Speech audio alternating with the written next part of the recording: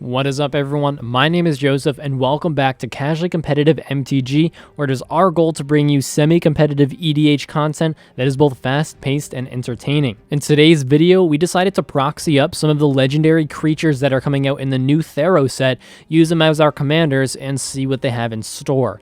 Now, you may have noticed that we uploaded a video very similar to this that is no longer on the channel. As a quick disclaimer, we did end up having a pretty severe misplay at the end of that video that affected the outcome, so we decided to replay the game and re-record it, and this is the game we have for you today, and dare I say the ending is even better than that one, if you are one of the few people who saw it before it got taken down. That all being said, before we get into the gameplay today, I do have a few quick channel promotions to go through. The first one being that we do have a Patreon if you are looking to support us financially. If you like what we do and want to help us improve our quality of the videos, be sure to check that out in the description. We have some really nice rewards here set up that I think you'll enjoy. That include things like watching videos early, getting access to extra behind-the-scenes content, even things like casually competitive memorabilia, including custom design tokens. So if any of that interests you, link in the description. And secondly, if you're looking to talk to us or join the community, we do have a Discord set up as well, link also in the description. Now with the self-shilling out of the way, let's get into the opening hands and deck introductions. Going first today, we have Jordan playing Uro, Titan of Nature's Wrath.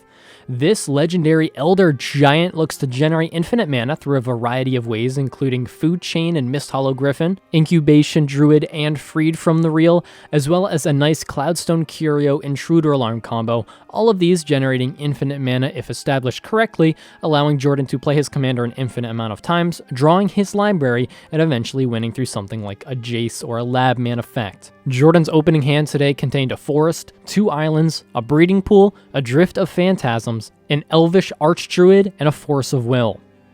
Going second today, we have Nate playing Klothys, God of Destiny. The goal of this deck is to ramp out quick using Mana Dorks and Klothys' own ability, and eventually assembling one of his 2 combos. The first being Kiki Jiki mixed with some type of untapper like Zealous Conscripts, making infinite hasty Zealous Conscripts, or something like a Savage Ventmaw and an Aggravated Assault, allowing him to take infinite combat steps. Nate's opening hand contained a Dwarven Ruins, a Prismatic Vista, a Strip Mine, a Sylvan Library, a Final Fortune, a Heat Shimmer, and a Kiki Jiki Mirror Breaker. Going third today, we have Bill playing Kroxa, Titan of Death's Hunger. This Rakdos deck looks to do something very similar to the other Elder Giant, and that is generate infinite mana and cast the commander as many times as needed. The main lines to generate infinite mana in this deck is using Animate Dead in World Gorger Dragon, infinitely blinking and tapping all of his permanents, and he does have a backup win line in here with Bolas' Citadel, Sensei's Divining Top, and Aetherflux Reservoir, allowing him to draw his library and use Aetherflux Reservoir to end his opponents. The 7 cards in Bill's opening hand contained a Mountain, a Marsh Flats, a Slaughter Pact, an Exhume, a Shallow Grave, a Stinkweed Imp, and an Azra Oddsmaker. And lastly, we have Joseph playing Heliod, Sun Crowned. The goal of this deck is to slow down the board using Hate Bears and other stacks effects until he can assemble a combo that involves a Triskelion or Walking Ballista in combination with his commander. What this allows him to do is give Walking Ballista lifelink, and every time he removes a +1/+1 counter, does a damage, Heliod's ability puts another +1/+1 counter back on Walking Ballista, allowing him to do any amount of damage needed to finish off his opponents. His opening hand contained 2 planes, a Chrome Mox, an Aethersworn Canonist, a Heliod's Intervention, an Aven Mind Sensor, and a Ranger Captain of Eos. Now with the opening hands and deck introductions out of the way, let's get into the gameplay. Jordan starts us off today by drawing and playing a breeding pool, having it enter the battlefield tapped. He then passes the turn over to Nate. Nate draws and plays a tapped Dwarven Ruins as his land for turn, and then passes the turn over to Bill. Bill draws and plays a Marsh Flats as his land for turn, immediately cracking it, paying 1 life, to fetch in a Blood Crypt and having it enter the battlefield tapped. With nothing left, he gives the turn to Joseph. Joseph draws and plays a Plains as his land for turn. He then casts a Welding Jar for 0 mana. He then casts a Chrome Mox for 0 mana, and as it enters the battlefield, he imprints Heliod's Intervention, allowing it to tap for a white mana. He then taps his Chrome Mox and his land to cast an Aethersworn Canonist. With this first stacks piece resolving, he decides to give the turn to Jordan. Jordan untaps, draws, and plays an island as his land for turn. With nothing left to do, he passes the turn to Nate. Nate untaps, draws, and plays a Prismatic Vista as his land for turn, immediately paying 1 life to crack it to search up a forest to the battlefield. He then taps his 2 lands to cast a Sylvan Library. It resolves, and he then passes the turn to Bill. Bill untaps, draws, and plays a Command Tower as his land for turn. Still unable to do too much at this point, he passes the turn to Joseph. Joseph untaps, draws, and plays a Plains as his land for turn, and he then immediately passes the turn to Jordan.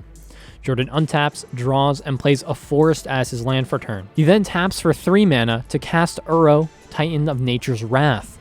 It resolves, and as it enters the battlefield, he gains 3 life, draws a card, and puts an island into play. It then sacrifices itself to its own ability, and Jordan decides to put it back into the command zone. With nothing left, he gives the turn to Nate. Nate untaps and draws 2 additional cards in his draw step due to Sylvan Library. He decides to keep 1 extra card and takes 4 damage. He then plays a Strip Mine as his land for turn and decides to give the turn to Bill. Bill untaps, draws, and plays a Mountain as his land for turn. He then taps his 3 lands to cast an Azra Oddsmaker. He then goes to pass the turn to Joseph. On Bill's end step, Joseph taps for 3 mana to flash out an Aven Mind Sensor. Aven Mind Sensor resolves, and with no other effects, Joseph then goes to his turn. Joseph untaps, draws, and plays a Strip Mine as his land for turn. He then goes to combat and swings his Aven Mind Sensor at Bill and his Aetherswarm Canonist at Nate. They both declare no blockers, and they each take 2 damage. Joseph then passes the turn to Jordan. Jordan untaps, draws, and plays a Forest as his land for turn. He then taps for enough mana to cast an Elvish Archdruid. With Jordan not able to cast any more cards this turn due to Aetherswarm Canonist, Joseph decides it's time to tap for 4 mana and flash out an Alms Collector. Both creatures resolve, and Jordan decides to give the turn over to Nate. On Jordan's end step, however, Nate taps for 3 mana to cast a Beast Within, targeting the Alms Collector. It resolves, the Alms Collector is destroyed, and Joseph gets a 3/3 beast for his trouble. Nate then goes to his turn, untaps, and draws 2 additional cards due to Sylvan Library. He decides to not keep any additional cards and puts 2 back on top. He then casts a Mana Crypt for 0 mana, and then taps this Mana Crypt along with 2 other mana to play Klothys, God of Destiny. This enchantment god resolves, and Nate then gives the turn to Bill. Bill untaps, draws, and plays a Swamp as his land for turn.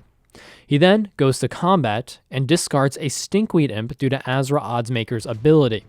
He then goes to attacks and declares Azra as an attacker at Nate.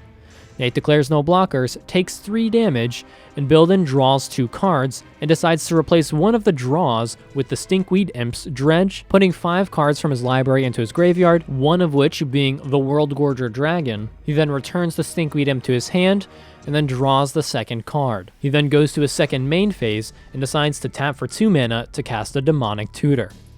It resolves, and Bill, now remembering that Aven Mind Sensor is on the field, looks at the top 4 cards of his library, puts one of these 4 cards into his hand, and then shuffles his library.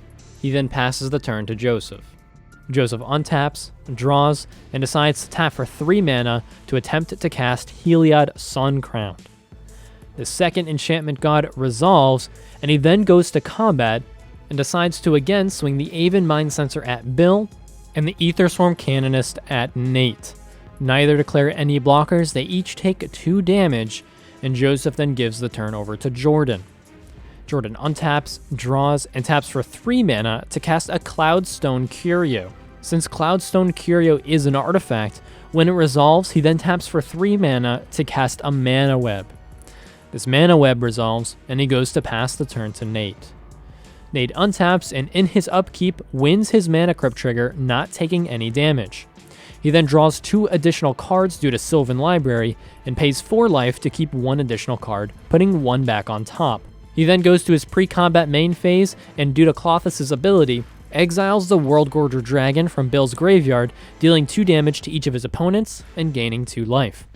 He then plays a Mountain as his land for turn and then gives the turn over to Bill.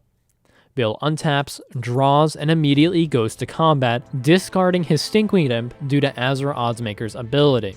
He then swings this Oddsmaker at Nate, who declares no blockers, takes 3 damage, and Bill then draws 2 cards, replacing the first one, however, with the Dredge. So he'll put 5 cards into his graveyard, return Stinkweed Heap to his hand, and then draws the second card.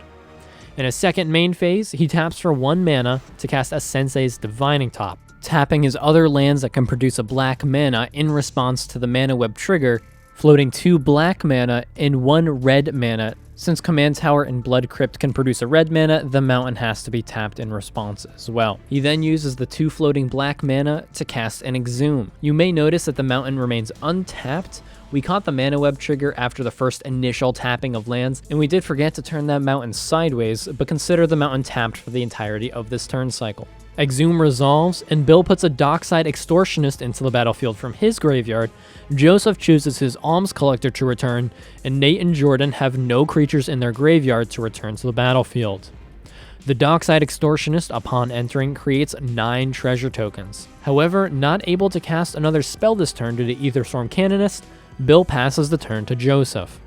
Joseph untaps, draws, and taps his Strip Mine to cast a Chromatic Star. He then taps for 1 white, floating the other white due to Mana Web, to activate Chromatic Star, producing a white mana and drawing a card as Chromatic Star enters the graveyard. He then taps his Chromox for 1 additional white in order to cast a Ranger Captain of Eos. Not wanting Joseph to tutor up his primary win con, Jordan decides to pay 1 life and exile a Drift of Phantasms in order to cast a Force of Will without paying its mana cost. The Force of Will resolves, countering the Ranger Captain of Eos, and Joseph then decides to go to combat, swinging the Aven Mindcensor at Bill for 2 damage, and the Alms Collector and the Aetherstorm Canonist at Nate for 5 total damage. In response to the Declare attackers, Bill decides to pay 1 mana to activate Sensei's Divining Top to rearrange the top 3 cards of his library, and then neither Nate or Bill declare blockers, and each take the damage. With nothing left to do, Joseph passes the turn to Jordan. Jordan untaps, draws, and taps for 1 blue mana to cast a Ponder, looking at the top 3 cards of his library and deciding to shuffle, and then draws a card. Not able to cast any more spells, he goes to pass the turn to Nate. However, in Jordan's end step, Nate taps for 3 mana to cast a Kroxa Grip, targeting the Aetherstorm Canonist. Kroxa Grip resolves with Split Second, the Aetherstorm Canonist is destroyed, and Nate then goes to his turn, untapping his permanents and losing his Mana Crypt trigger in his upkeep, taking 3 damage. He then goes to his draw step and decides to not use Sylvan Library to draw additional cards since the Alms Collector is on the battlefield. He then goes to his pre-combat main phase and, using Klothys' ability, exiles Aetherflux Reservoir from Bill's graveyard, dealing 2 damage to each of his opponents and gaining 2 life. He then taps for 2 mana to cast a Life from the Loam, returning a Prismatic Vista to his hand, and then plays this Prismatic Vista as his land for turn, paying 1 life to crack it in order to look at the top 4 cards of his library, looking for a basic land due to Aven Mindcensor. However, he is not able to find a land, and with not enough mana to do anything at this point, passes the turn to Bill. Bill untaps, draws, and goes to combat, discarding his Stinkweed Imp due to Azra Oddsmaker's ability. He then declares the Oddsmaker and his Dockside Extortionist as attackers at Nate.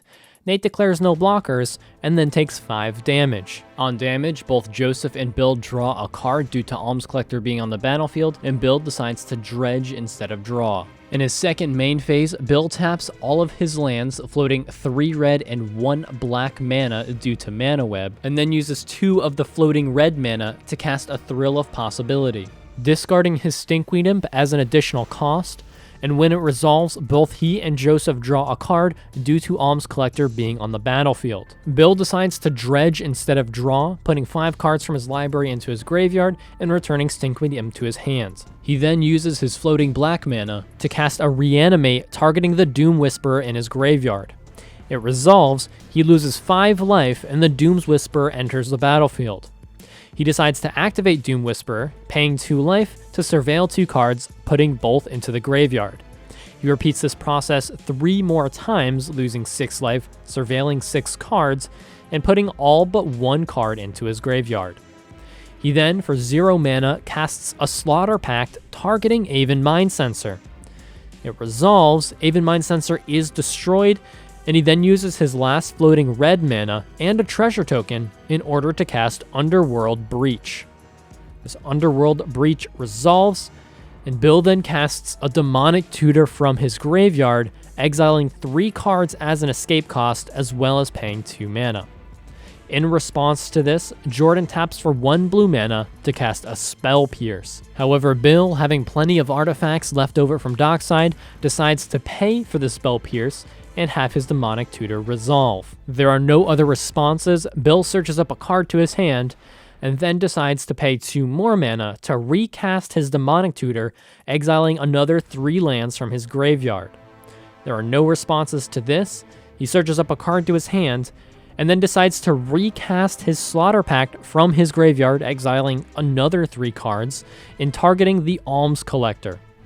In response to this, Jordan taps for 1 blue mana to cast a Dispel, targeting the Slaughter Pact. Priorities get around, and Bill does have the answer he needs, and he taps for 1 red mana to cast a Pyroblast, targeting the Dispel.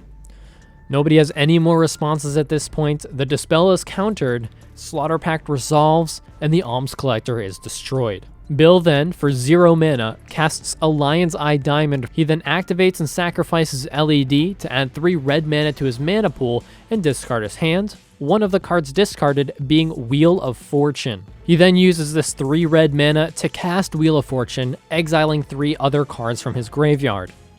It resolves, everybody discards their hand, and draws 7 more cards. Bill then plays a Swamp as his land for turn, then, for 0 mana, recasts Slaughter Pact from his graveyard, exiling 3 cards, targeting Dockside Extortionist. It resolves, the Extortionist dies, and Bill then generates 1 black mana to cast Reanimate from his graveyard, again exiling 3 other cards, targeting Dockside Extortionist. Reanimate resolves, Dockside returns, and Bill then generates 8 treasure tokens as it enters the battlefield. He then decides to pay 0 mana to recast Lion's Eye Diamond from his graveyard, exiling 3 other cards, and then immediately activates it, sacrificing it, generating 3 red mana and discarding his hand.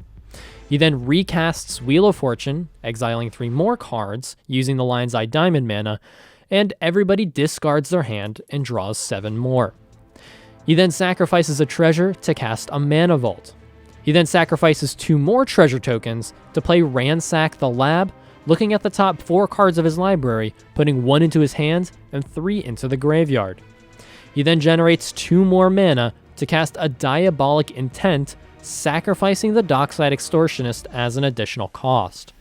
The Diabolic Intent resolves, he searches up a card to his hand, and he then generates 1 more black mana to recast Reanimate yet again, exiling 3 cards and targeting Dockside Extortionist, which enters the battlefield, and in response to the ETB trigger, Joseph decides to sacrifice his Welding Jar in order to regenerate his Chromox. As the ETB effect resolves, Bill generates 7 treasure tokens, and then, for 0 mana, decides to again recast Lion's Eye Diamond from his graveyard, exiling 3 cards, and then immediately activating it, sacrificing it, discarding his hand, adding 3 more red mana, and recasting Wheel of Fortune again from his graveyard. In response to Wheel of Fortune, Nate exiles Simian Spirit Guide from his hand, producing 1 red mana, and then taps his lands, floating 1 red mana, to cast a Seething Song, which, upon resolution, adds 5 red mana to his mana pool. The Wheel of Fortune then resolves, everybody discards their hand, draws 7 more, and Bill then decides to perform this loop again, replaying Lion's Eye Diamond, and then sacking it for 3 red to replay Wheel of Fortune. In response to the Wheel of Fortune cast, Jordan taps for 3 mana to cast a Chord of Calling, X equaling 0, searching up a Dryad Arbor to the battlefield. The Wheel of Fortune cast resolves, and Bill then uses 1 treasure token to cast a Dark Ritual, floating 3 black mana. He then casts Mana Crypt for 0 mana, and then taps this Mana Crypt to help cast a Praetor's Grasp using 2 of the black floating mana and floating 1 additional colorless due to Mana Crypt. He targets Jordan with the Praetor's Grasp cast, and as it resolves, searches Jordan's library for a card and exiles it face down. He then replays the Lion's Eye Diamond Wheel of Fortune loop for a 3rd time. After the 3rd time, he decides to cast a Lotus Petal for 0 mana, and then for 0 mana decides to recast his Lion's Eye Diamond from his graveyard, exiling 3 other cards.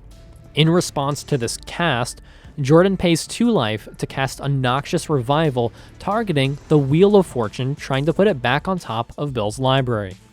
In response to this, Bill decides to use one of his floating black as well as his floating colorless to cast an Imp's Mischief from his graveyard using Underworld Breach, changing the target of Jordan's Noxious Revival from Wheel of Fortune to Joseph's Mana Crypt in his graveyard. Priorities get around, and not wanting to feel left out, Nate decides to pay 2 life to cast his own Noxious Revival, retargeting the Wheel of Fortune in Bill's graveyard.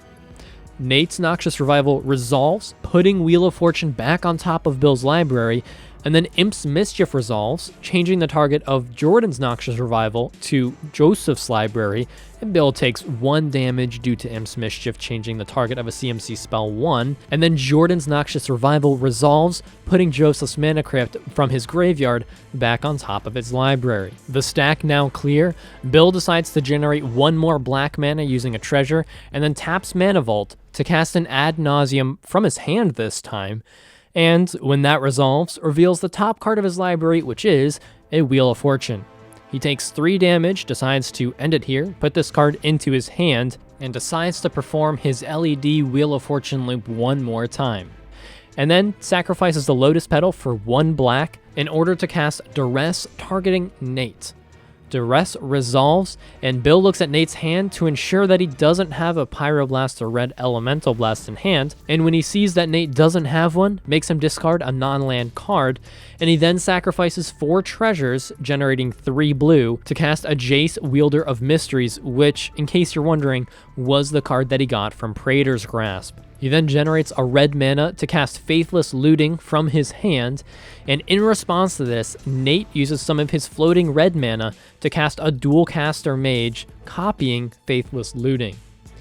Dualcaster Mage resolves, Nate draws 2 and then discards 2 cards, and then the initial Faithless Looting resolves, Bill draws 2 cards and discards 2 cards, and then Bill activates Doom Whisperer twice, surveilling all 4 cards left in his library to his graveyard, and he then decides to activate Jace, milling Nate for 2, and with no more responses from the table, wins the game when he goes to draw a card with an empty library due to Jace's static ability.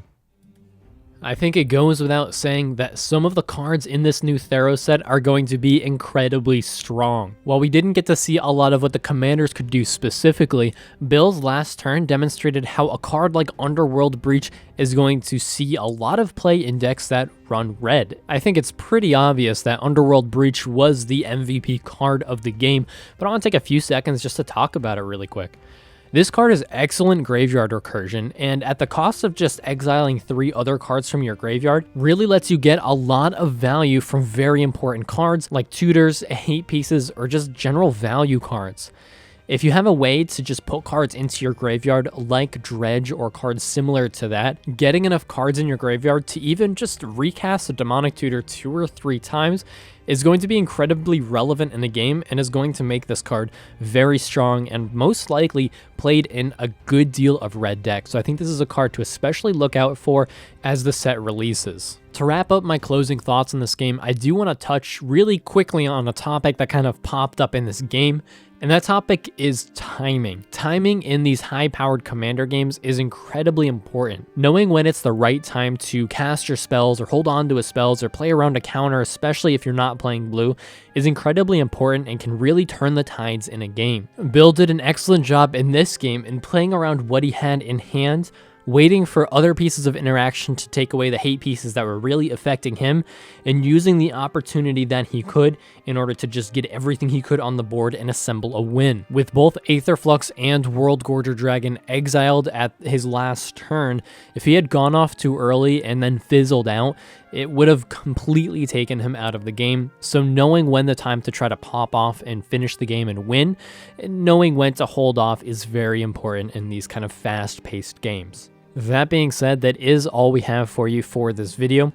We hope you enjoyed it. We want to apologize that this video is a little late, and if you did see the other video, we do want to apologize that there were quite a few misplays that were fairly impactful over the course of the game. We are working on fixing that, but we do make mistakes sometimes. We are doing what we can in order to alleviate this issue and just prevent it from happening in the future, but just bear with us as we get those systems in place. We are still fairly new to this whole content creation thing, so there are still a few kinks to work out. However, all of that being said, we do hope you enjoyed this version 2 of the Theros Commanders.